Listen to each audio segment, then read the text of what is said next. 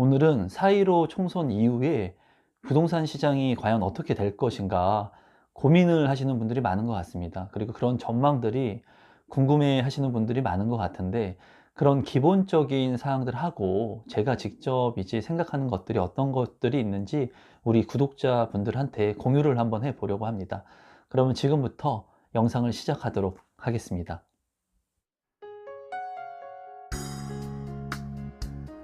임성배 TV. 보는가 덴데크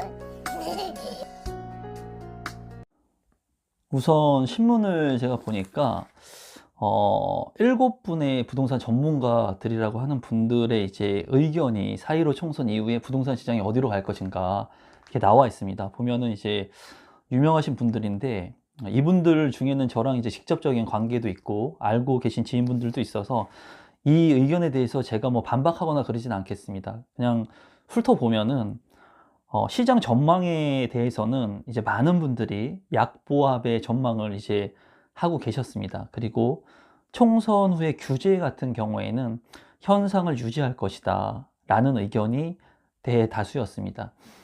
여기에서 본다면 시장 전망 같은 경우에는 지금 총선이 범여권의 이제 압승으로 끝나면서 여권의 이제 의석수가 많이 차지를 했죠. 그렇기 때문에 지금 정부에서 진행하는 이 정부 정책들을 빠르게 추진을 할 거라고 보여져요. 그리고 이 정부에서는 지금 현재 부동산의 가격을 완화보다는 규제하려고 하는 그런 포지션이 크기 때문에 앞으로 부동산 가격이 많이 상승을 하게 되려고 하는 시그널이 잡히게 된다면 아마도 강력한 규제 대책을 당연히 내게 되겠죠. 그렇기 때문에 이제 시장 전망을 약보합이라고 이제 하신 것 같습니다.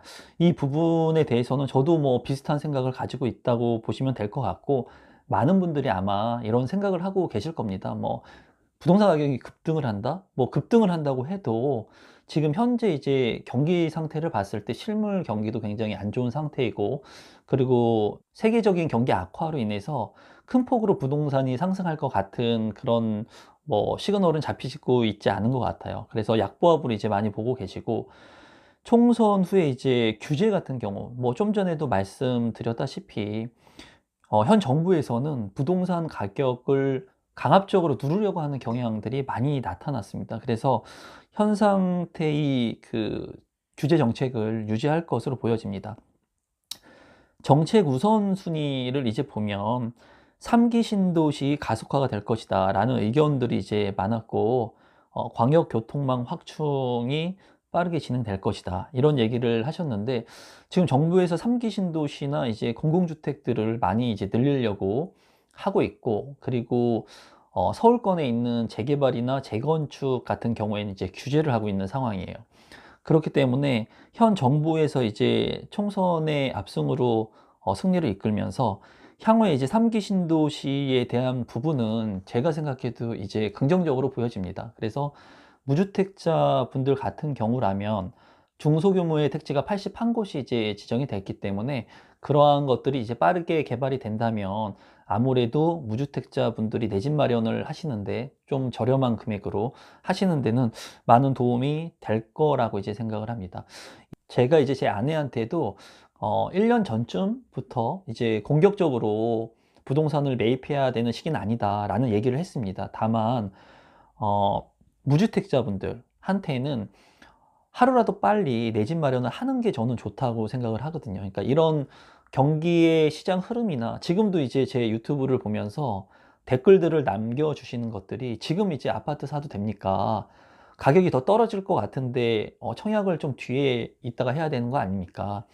근데 이런 것들을 무주택자 분들께서는 너무 깊게 받아들이실 필요는 없고, 1주택자를 가지고 있는 분들이라면 이런 부동산 시장과 관련해서 이제 투자 전략을 짜시는 게 맞지만은, 무주택자 분들이라면 지금 이제 나오는 물량들 중에 괜찮은 입지가 좋고, 제가 항상 하는 말씀이 있죠.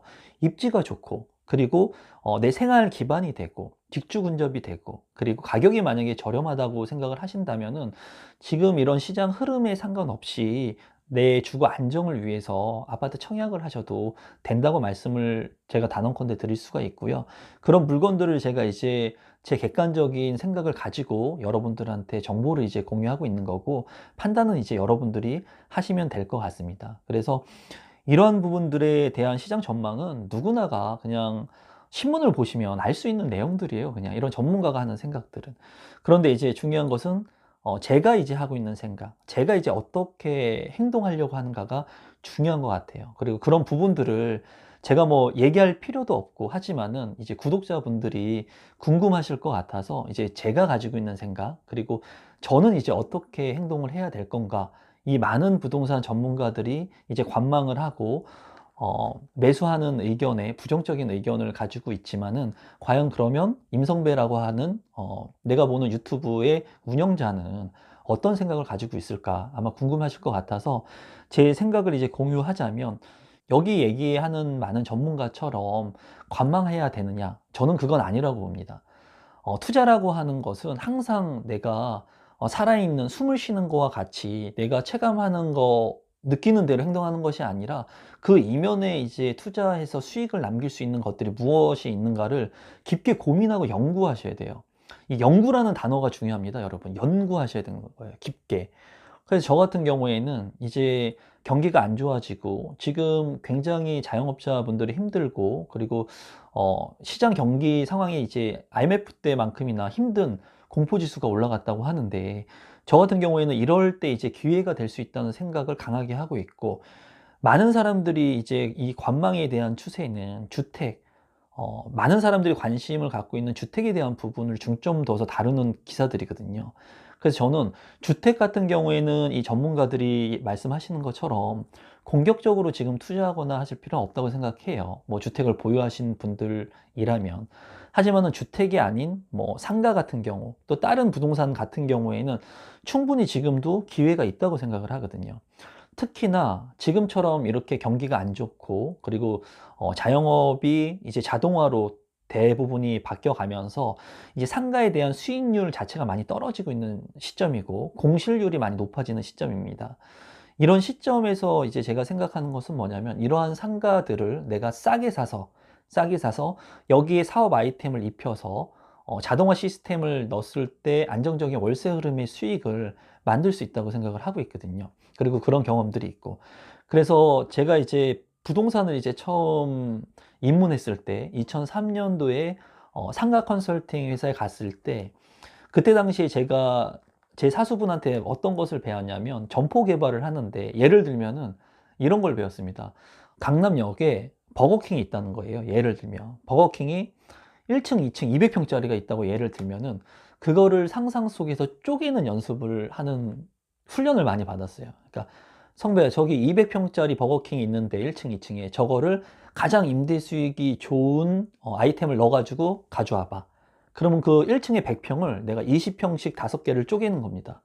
그래서 그림을 그려서 1층 코너에 있는 사람들의 유동인구가 많으니까는 뭐 세븐일레븐을 넣고, 그 다음에는 안경점을 넣고, 부동산 사무실을 넣고, 이런 식으로 그 상가를 내 마음속에서 점포 개발하는 그런 마인드 컨트롤을 하면서 이제 상가 컨설팅을 배웠던 시기가 있었는데, 그와 마찬가지로 지금 현재 이제 죽어 있는 상가들 또는 가격이 많이 떨어진 상가들 같은 경우에 내가 경공매라고 더 싸게 살 수 있는 그런 방법들을 통해서 매입을 한 다음에 수익률을 극대화시킬 수 있는 아이템을 넣어서 내가 직접 운영을 하거나 아니면은 새로 세팅을 하게 된다면 수익을 극대화시킬 수 있다고 판단되는 시점입니다.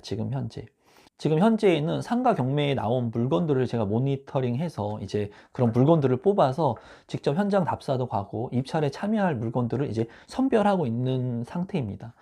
그래서 제가 이런 얘기를 하는 이유는 뭐냐면, 여러분들한테 뭐 지금 경매 공부를 해가지고 상가 경매 입찰을 해라 이런 얘기를 하는 건 아니고요.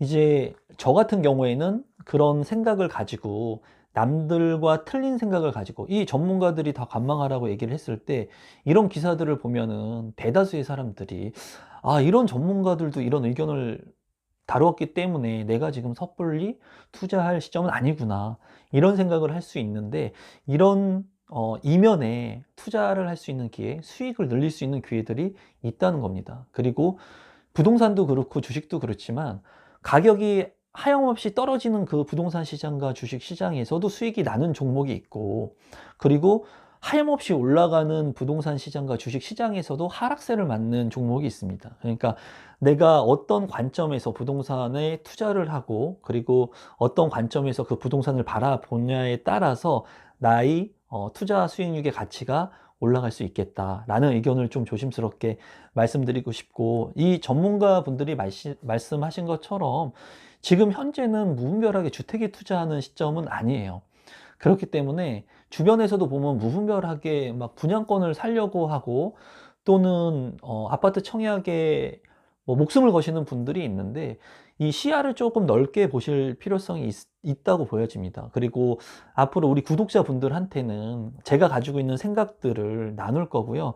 이런 부동산 전문가들이 얘기하는 거와 똑같이 그냥 시장 전망을 하는 사람들이 있는데, 그런 거와 번외로 제가 이제 20년 동안 부동산을 하면서 느꼈던 것들, 그리고 여러분들한테 도움이 될 수 있는 것들을 하나하나씩 풀어서 공유를 하려고 합니다.